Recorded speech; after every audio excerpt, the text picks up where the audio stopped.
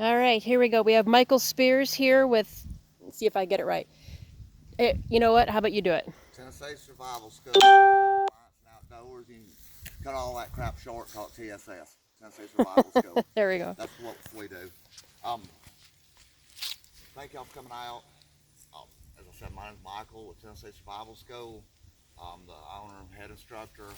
We're basically a small, family-owned school, if you will. We don't actually have a campus. We just kind of travel all over the state teaching survival skills. Most everybody associates me with wilderness survival and bushcraft type stuff. But our actual goal is to provide the widest variety of training and skills knowledge that we can get to people to help them be better prepared for pretty much anything.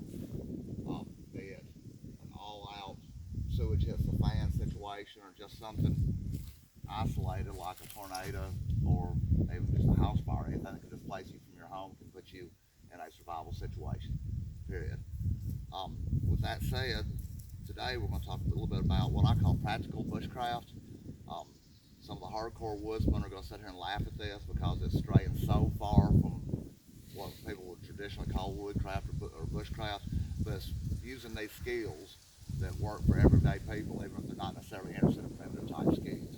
It's just things that will help you out on your homestead, on your farm, um, recreationally camping just for fun, or in an all-out trap pit for fan type situation.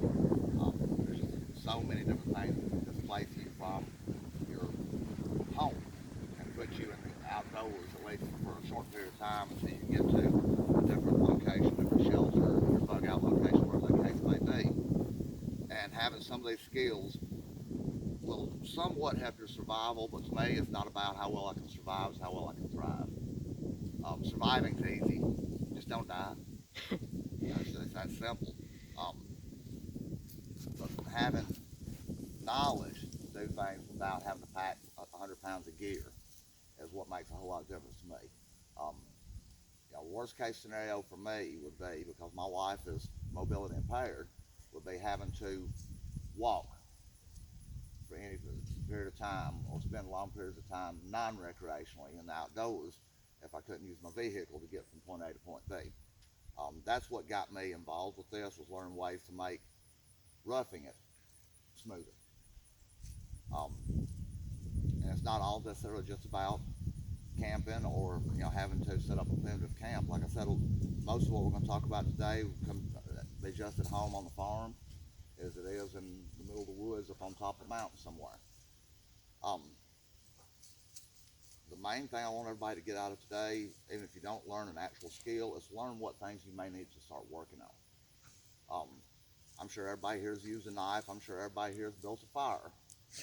But learning different ways of doing it when you don't have matches that you can go pick up at the local store or your cigarette lighter runs out of fuel, that's the thing. Learning to use that knife in way more ways than just cutting stuff.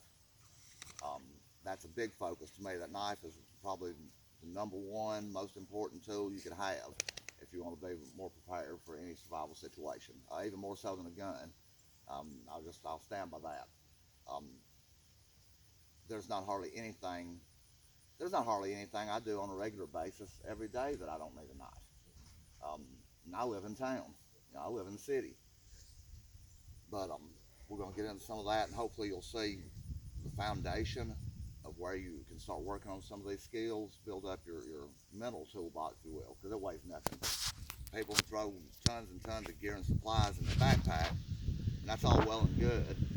But number one, how far can you walk with it? If you can't walk far with it, why you got in a backpack, stick in the shelf in your house where you can get to it easier.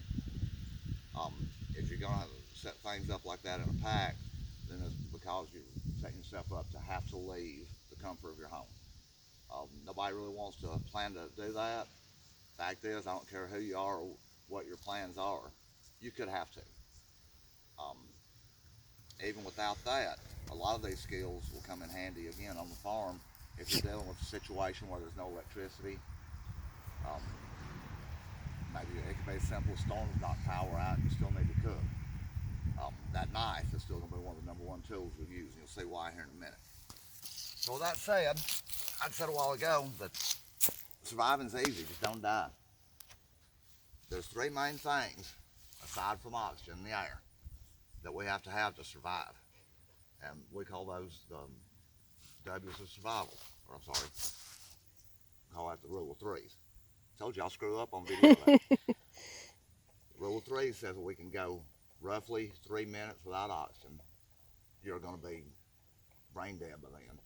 You're going to start having bad symptoms you may never recover from before then, but you can still be alive. Roughly 3 hours without shelter from inclement weather. That shelter can include the clothes on your back. This is based off of the fact that most people have enough common sense to dress appropriately. You know, it's pretty warm here today. I'm actually a little hot with this long sleeve shirt on. But it only takes around 3 minutes, ill prepared for the weather outside, for either hypo or hyperthermia to set in. One being heat exhaustion or overheating, the other being too cold.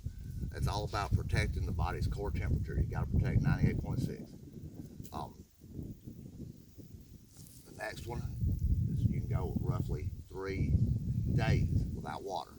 I don't wanna, and you're already gonna be drying up. You're gonna be really weak. Severe dehydration is gonna be set in. You're gonna lose muscle control. You're gonna gain action in your face. That was fun. Little ash in your face. Absolutely. I say it kills one. Come over here.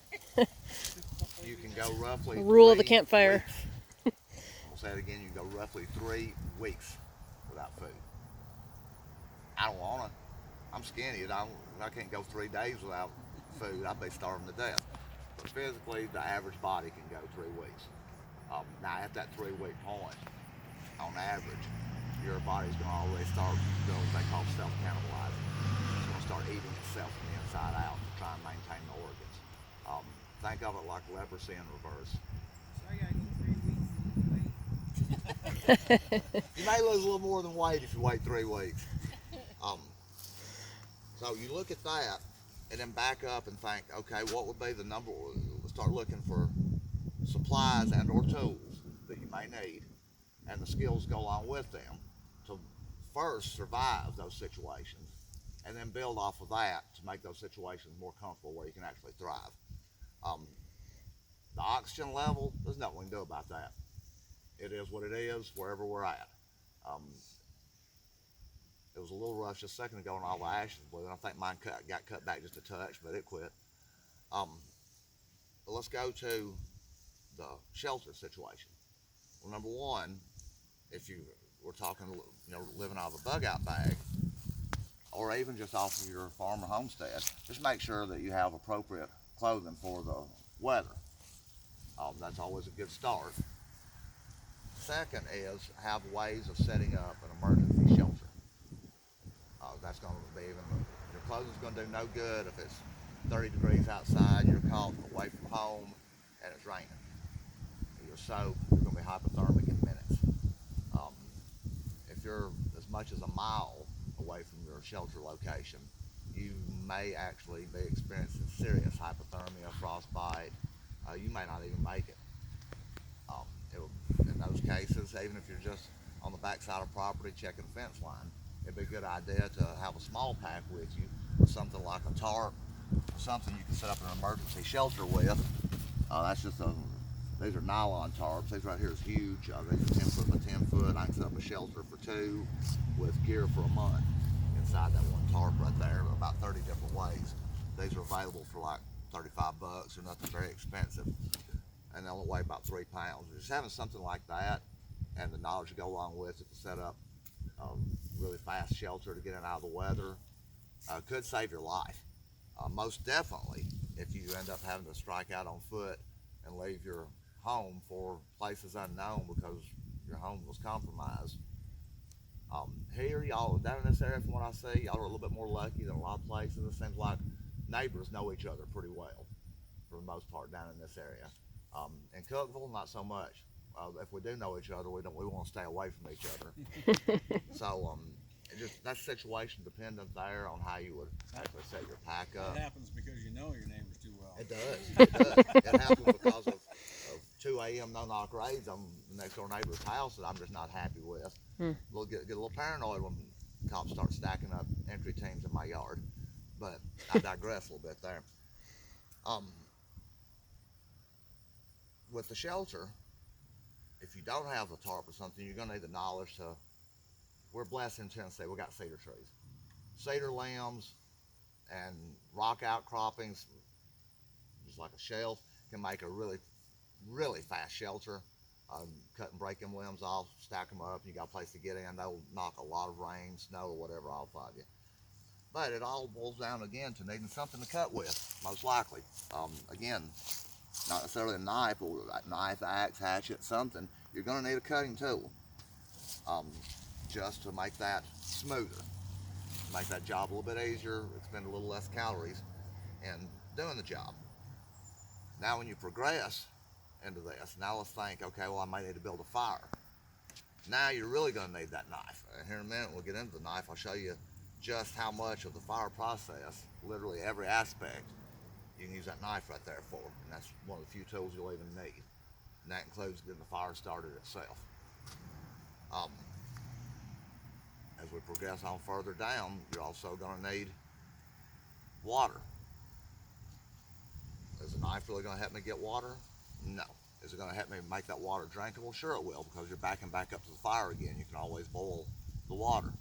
And again, that knife, as you'll see in a minute, is a very, very important tool, to me anyway, for getting a fire started pretty much any time. Food. I can use this knife to process food. I can use this knife to use every part of the animal, like I was talking about with the bones a while ago. I can cut down sinew off of the legs. I can use that sinew for sewing. I can use it for cordage. I can skin the animal. I can use the hide for craft work. I can use the hide maybe even to make gloves out of, or whatever. You know, our founding fathers, our forefathers, Native Americans done this for years. There's no reason for us not to learn to use every piece of it too. We kill a deer, we look for every piece that's edible off that animal to cook or make stew meat with, or even dog food and animal food out of some of it, whatever. Why not use as much as we can? It all, again, boils back down to that knife. So with that said, who here carries a fixed blade knife every day? Anybody? Yep. There you go. I do. And it's not just for, I carry several knives. I've got this one that will be more, get me to my gun knife if I need to. But there's not a day that goes by I don't carry a fairly small fixed blade knife. About 4 inches, 4.5 inches.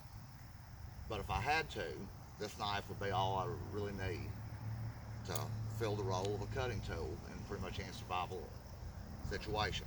There's a few things that I would prefer to have as far as features go than that. I'll cover that real fast. But what I look for in a knife, for me, is for survival use especially, not necessarily for everyday carry, is at least a 4.5 inch blade. 5.5 to 6 would be preferred, but there's a little bit of trade-off there, because the longer the blade or the bigger the blade, the harder it is to do more detail work. And I have to think to myself, what am I going to be doing more of? Am I going to be doing more chopping and whacking on stuff with a knife, or am I going to be doing more carving, cutting, and things I need to be more careful and precise with? And for me, I'm probably going to be doing more every day, and we're going to be doing more just general cutting use. That's one I actually made, but the knife needs to be at least 3/16 of an inch thick. It needs to be what they call a full tang. If you're not familiar with that, I'll show you the difference between a full tang and a rat tail tang. A full tang simply means that the knife itself is all one piece of steel, and it has handles attached to either side. You can see the knife is all the same size. A rat tail, or a hidden tang, the tang of the knife is tapered and comes down inside here, and it's hidden. A lot of people like these because they're prettier. A lot of your hunting knives will be this way because they're not getting beat on and banged on, and they just make a really good, comfortable knife. But this will fail me quicker than this one will if I'm having to beat on it. It's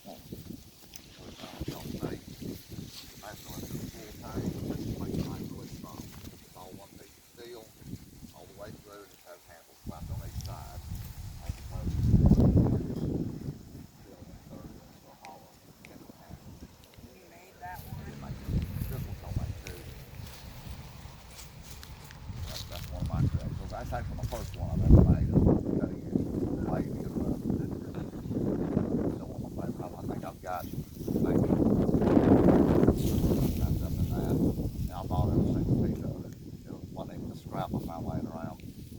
But the reason for that, you'll see in a minute what comes into on the tiny firewood. You don't have to have an axe or a hatchet to split firewood and use your knife. You just got to make sure you don't take too, but you wouldn't feed a baby a big giant T-bone steak.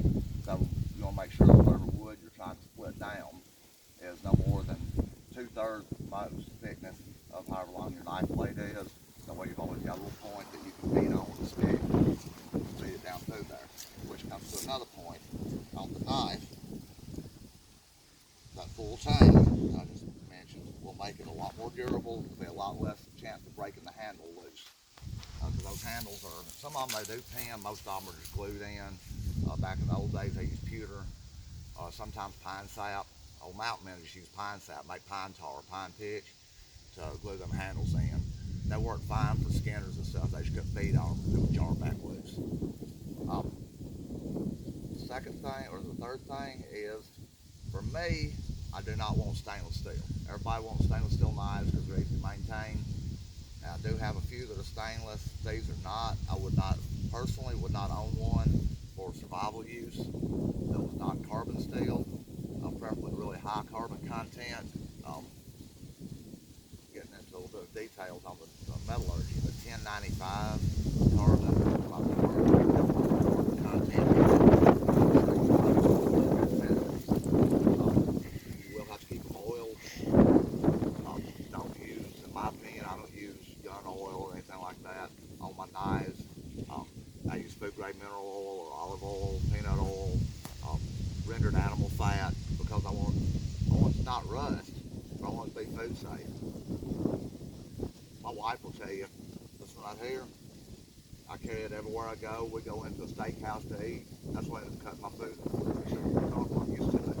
And that's one of the most important things about any of your gear or supplies is using them. Don't just throw them in a bag or in a box or on the shelf and let them be, because you don't ever know if it's going to work properly for you until you do. Holding it in the store or whatever, that's because you need to get out and actually do a little cutting with it. Use it for everyday activities, things you know that you're going to be using it for. Use it in the kitchen. This is one of the ones I use at home in the kitchen quite often, because I do a whole lot of cooking at home because my wife's back. And which is yet another reason I did make it similar to what you might say an old cut down butcher knife or something. Last thing is one that you will seldom find on a commercial made knife, but the spine of this knife needs to be 90 degrees. Let's see if I've got, yeah, well no. Okay, my pocket knife. There's a really good example.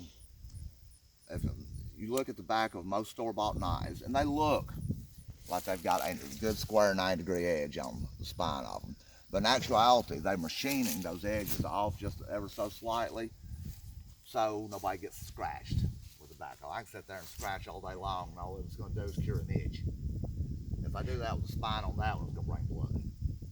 What I do is I'll take a file and from handle to tip, I will file, I'll put it in a vise. I've got where I can just do it on my knee now. I've done this so many times. And every knife I get, I'll file that 90-degree edge down. Before anybody goes asking why, I'll go ahead and show you why on that. I said that the knife would be your multi-tool. You'll use it for everything you can think of. Number one, if I'm needing to get some fine shavings to start a fire with, I can use that spine and save wear and tear on my cutting edge. I take that spine and literally just start scraping. You do the same if you're trying to get tinder material off a tree. A tree bark of some type, you turn that around, scrape with that spine. Maybe you've got an animal hide you're wanting to flesh for tanning. Use the inside of that, especially if you got a little bit of a curvature on the tip of your knife. You can use the inside of that. Scrape. I can't do a bunny hide without using a knife anymore. I've got draw knives and everything, and I still tear them to shreds. The bunny and squirrel, I use the inside of this one. I got another knife that's got a little more of a drop point to it. I'll use the inside of it to flesh the hide out. Another reason is if you're using something like a ferrocerium rod to start fire with, you don't have to use little strikers that come with a lot of them. If you got a 90-degree spine, you'll get sparks. One of the real popular knives that people recommend a lot, and I do too, is these are made by Mora Knife Company. This will get you into a really nice survival type knife for under 20 bucks. I think I paid 17 for this one. Amazon's got them on sale right now for $11.95. They are carbon steel. They make them in stainless too. But this is the Mora Companion. Now, anything Mora makes is great. Most everything they make is carbon or stainless. You can get them either way. But people see others in the bushcraft community using these knives a lot, and they'll be throwing sparks that look like an arc welder off their ferrocerium rod with it, and then they go buy one and buy them a ferro rod, and they can't do nothing, can't get the paint scratched off of it because Mora doesn't file that spine down. Let's say every knife I've got, I've taken a file, I'll just draw file it down and file that spine down, which makes it able to, when you get a really good rod like that one, makes it able to shower sparks off. Those little sparks coming off of that's about 1,800 degrees with no effort whatsoever, and it's a whole lot easier to handle than them stupid little strikers that come with these. They're like 2 inches long. So that, just knowing how to modify the spine on that knife, and you can do this to a stainless steel knife too if you've got a knife that you already like. It's just not carbon steel. That's not a deal breaker. It would be for me. I'm just not going to buy one unless it's just a pocket knife that's not carbon steel. But you just file that down. Don't worry about it. Don't worry about it skinning the knife up. If you're actually going to be using this and you plan on this knife possibly saving your life, then why are you worried about it getting scratched up? That's why I can't see these people giving $600 for custom-made knives and not being willing to get out and beat on them. Okay, if you give $600 for it, it ought to split firewood for you. But there's people out there that do. If you're watching this video and you're one of those people, I'm sorry if I stepped on your toes. Suck it up. It is what it is, and you know it is. Now, with that said, the carbon steel, the reason I want carbon steel is, even though, and we'll get into this when we talk about fire in a minute, even though these ferrocerium rods are what I'm going to use as a go-to fire starting method, which I'll explain in a bit why, I want the ability to be able to start this Pioneer style, start a fire with a piece of flint or chert rock. Even if I don't have my trusty old flint and steel kit here, which I can do no problem, but I might lose that. Or I might just decide I don't want that extra half pound in my backpack, because it does add up weight. I can take my carbon steel knife, and still, it's so bright you can't really see it, but I can still get sparks. This is made out of the exact same steel that is. Sure, it's going to skin it up, I just knock big chunks out of it. But knife snobs, I don't care, I got chunks out of my knife. I'm not going to have it. It's like buying a tool that you don't ever plan on using. Just buying it because it's pretty. I'm not going to do that. If I buy it to use, then I'm going to use it. Period. I had a guy giving me a bunch of crap the other day because I've done a live video like this on a bow, a long bow that I'm making. Has some hickory staves. I'm sitting here with my draw knife, drawing the round log down into what's going to be my bow blank using a draw knife that's probably 115 years old. He's like, dude, put that thing on the wall. That's beautiful. I'm like, no, it works. I don't care how old it is. I'm keeping it in good shape. I don't care what it's worth. Well, send me that one. I'll give you $100 plus a brand new store-bought one for it. No, because it works. I don't care what its value is. I don't care about the ruining the collector value because I'm continually sharpening it. I care about the fact that it was a quality tool. It was made really well. It works for what I need it for, and I'm going to use it. That's the way I feel about pretty much everything when it comes to survival gear. If I can't use it, then I'm probably not going to buy it. I definitely have no need for it. But that's why I want the carbon steel. Now, some of the other things you may end up wanting to use this knife for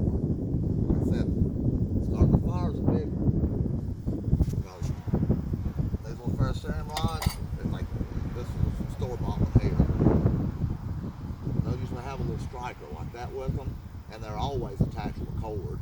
The only reason I left this one attached to the cord is because I'll lose that whole thing without it, and that's the whole reason they do it. You can't get good motion with that. You're going to knock your fire tender everywhere.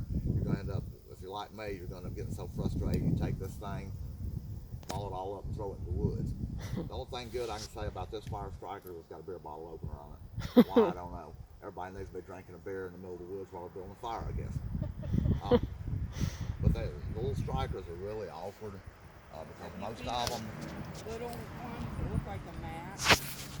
Pull it out, drink it. Yeah, they're actually okay, but the problem with those is they still require lighter fluid inside the little thing. That works like a Zippo lighter. I mean, you'll get a spark without it, but those little, I forget what they call them, perma matches or something like that. The fire don't go out till you tuck it back in. Correct. Yep. Yep.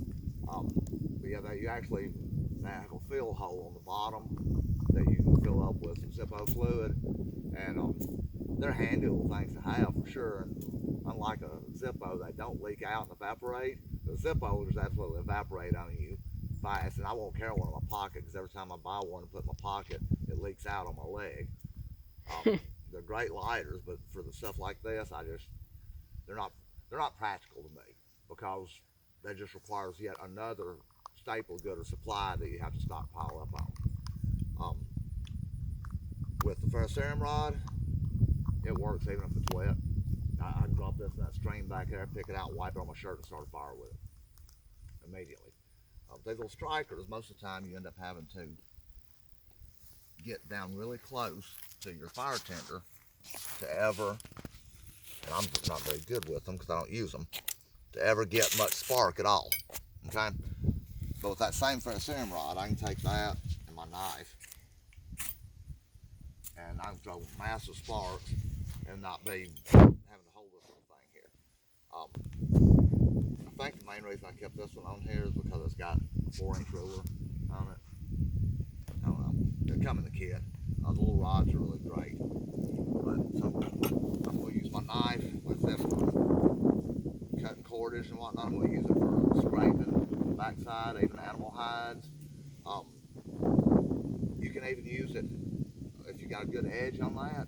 You can use it when you get down close to the tip without having to get into your blade. You can use it to help dig splinters out without having to use that razor sharp cutting edge. You still got a sharp enough edge to pluck a splinter up. Just so many things. Y'all have a lot of curleburs down in here? Huh? Right off the spine. You don't know what a curlebur is? No. Where are you from? You're from Wayne The County. Midwest. But yeah, so just everything, and it's not necessarily a survival need, but think about how much more convenient. Survival in and of itself is 98% now, and anything you can do, especially when you got one tool that can do multiple different things for you, anything you can do to make that life outside of your life of complacency more comfortable, that's going to make your survivability start climbing up at a rapid rate. It's keeping that mental aspect going, just knowing, okay, I ain't got to lay down tonight with stick tights on my socks and can't get a fire going because I ran out of fluid in my cigarette lighter. One or two little items on the way a pound or two can help you out with all of that. If I had to, I could take a piece of deer antler I find and some chert rock we find all over Tennessee, and I can sit there for a few hours around camp, and I can make me a knife. And I can make me a knife that'll skin a deer, but I don't want to have to skin that deer with it because it is not the easiest thing in the world to do. It will cut. You might as well be sawing, but you can do that. Stone and bone tools are the oldest thing known to man, but it's senseless. That's things I can teach, but it's senseless for practical survival. Practically, just a good knife, and it doesn't have to be a $300 knife. And the ability to work everything around with that knife is going to get you where you need to be, even on the farm. Like I said, just remember, whatever you decide to use it. You find out every way you can in your daily life to use that knife. From kitchen duties to farm duties to cutting open a candy bar that you bought at the local convenience store. Just use that knife and get comfortable the way it feels in your hands, and you don't have to even ever worry about getting cut with it. Some things that you can practice with your knife to get more used to things you may not do in your everyday. Like I said, is using that spine to scrape. Um, get you a piece of cedar, cut all the bark off, and next time you want to cook out or build a fire or whatever, use that spine, scrape you up a pile of cedar shavings, and then take that stick and learn to carve what they call a feather stick. A feather stick is nothing more. This is really, really difficult on this wood. I'll explain what this is in a minute. But I cut that one off. A feather stick is no more than little slivers cut. If you look at any of the bushcraft and survival pages, you'll see some of these guys that just have a passion about making feather sticks, and they look like wooden pineapples to me. They got so many little fuzzy pieces sticking out. But the whole idea is this gives you small particles of wood with a lot of surface area. I'm just doing a real small piece here. But these little particles will ignite way quicker.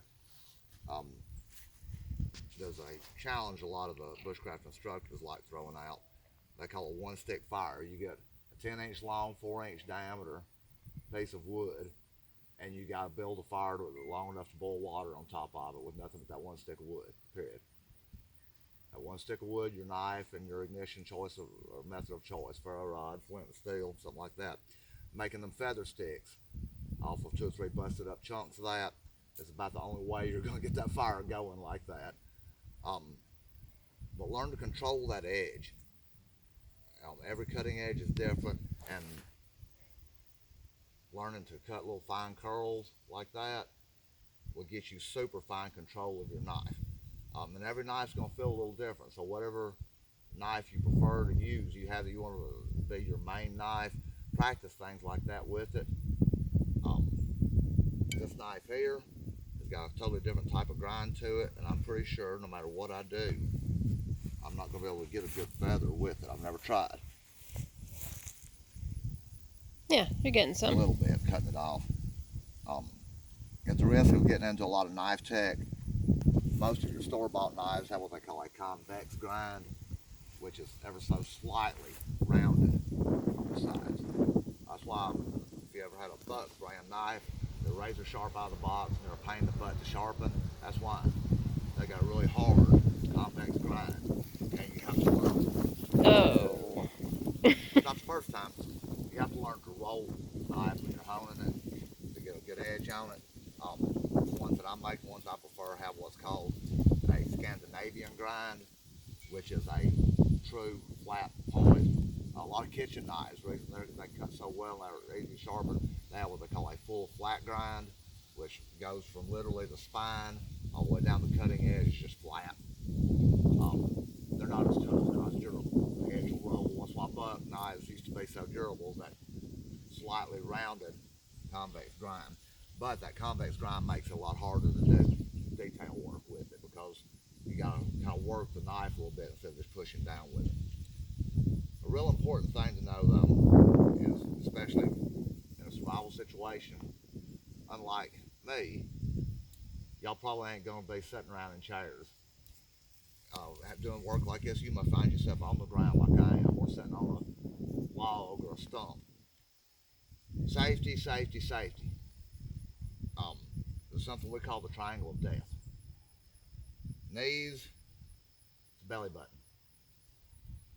Everything in between there, if you cut yourself very badly, especially in a survival situation, you are going to die. You will bleed out. Femoral arteries are here, a lot of stuff in the growing area. Couple minutes, you're done. So always, always, if you're working like I am here, always work on top of the leg or off to the side or out in front. Never here. Never. Even though I'm very, very controlled. I could be in the middle of the woods in a survival situation. I look down, a copperhead just crawling between my feet, and I jump. And instead of getting snake bit, I just lay my femoral artery open. The snake might not have messed with me anyway. It just scared me pretty bad. And now I'm gonna bleed to death in about 2 minutes.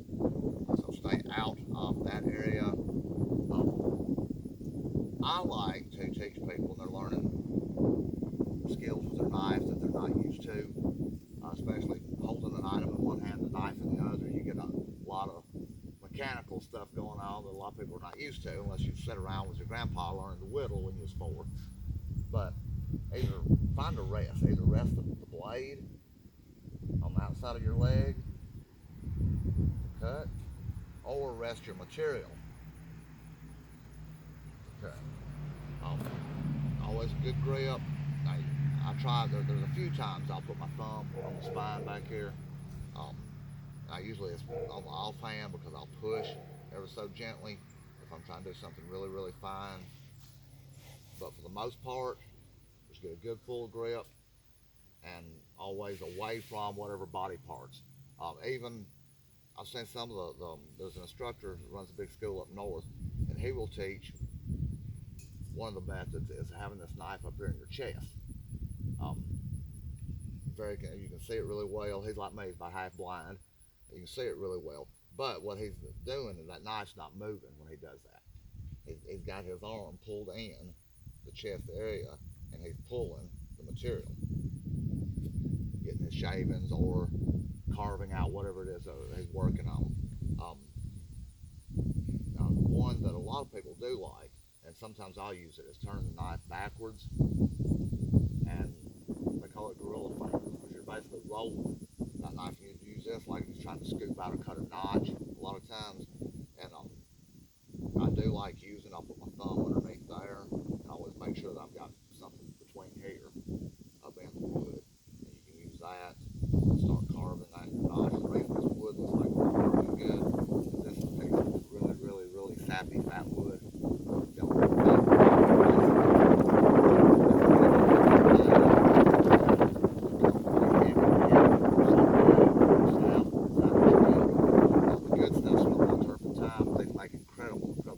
Starters. They're semi-waterproof. If I dropped this in the creek and picked it up real quick and shook it off, all the sap would end up keeping the water from soaking in. Give it just a few minutes to air dry, and I can still start a fire with it as long as it, if it just lays there, it's going to soak in. But just a rain or a quick drop in a puddle or something like that, even your tender material, your fire building material is still good to go. Anybody got any questions on knives? I'm sitting here blabbing away and ain't really giving y'all time to talk or say or ask anything. I just wondered if in your business, if you started ever making them and selling them. It's interesting you asked that. I was hoping to have some available by Christmas. I won't. It'll be probably by sometime in January. But I do have a limited production of about 25, very similar to this. They'll have different handles on it. But they're going to be very similar to this. That will be available, I said, probably sometime in January. I don't have an exact price point, but with leather sheath, just a basic one, not quite like this, will be out of this leather. Probably in the $70 neighborhood.